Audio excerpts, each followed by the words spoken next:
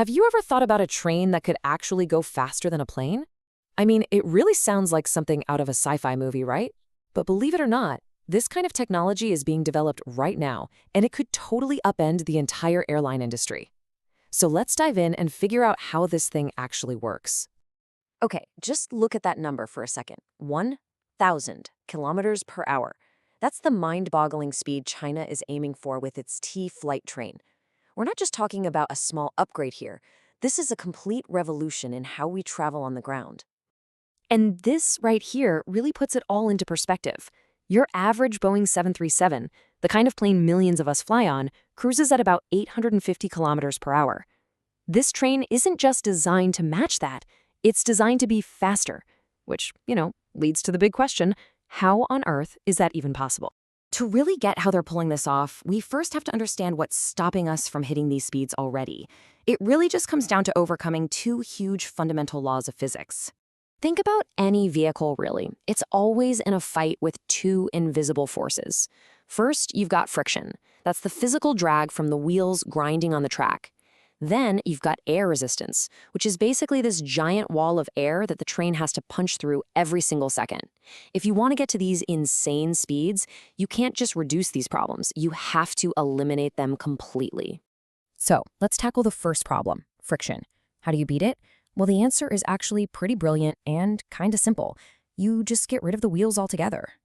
And the way they do that is with magnetic levitation, or maglev for short. By using super powerful magnets that repel each other, the train literally floats above the track. It's not touching anything, it's riding on a cushion of air. And just like that, poof, the entire problem of wheel friction is gone, vanished. Okay, so getting rid of friction is a huge win, but that's only half the story.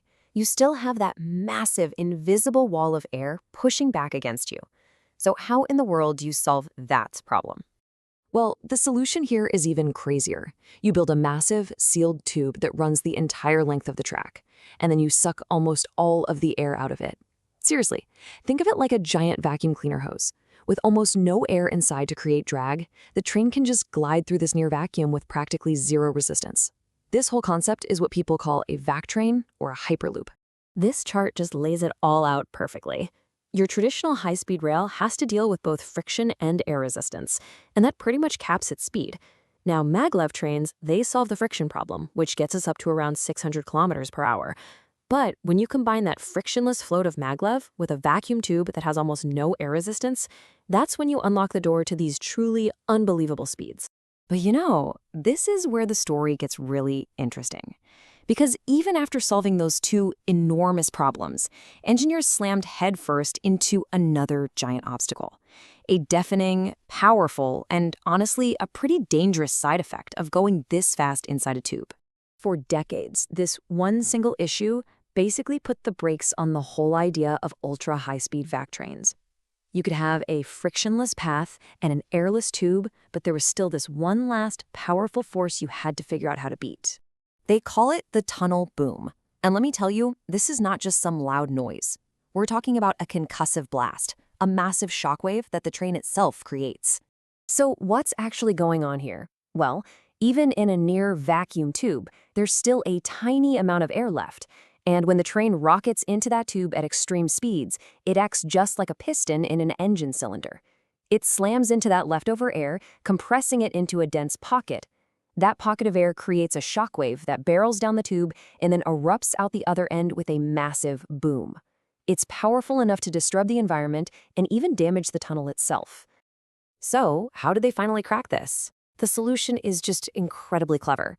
The engineering team in China actually got their inspiration from a gun silencer.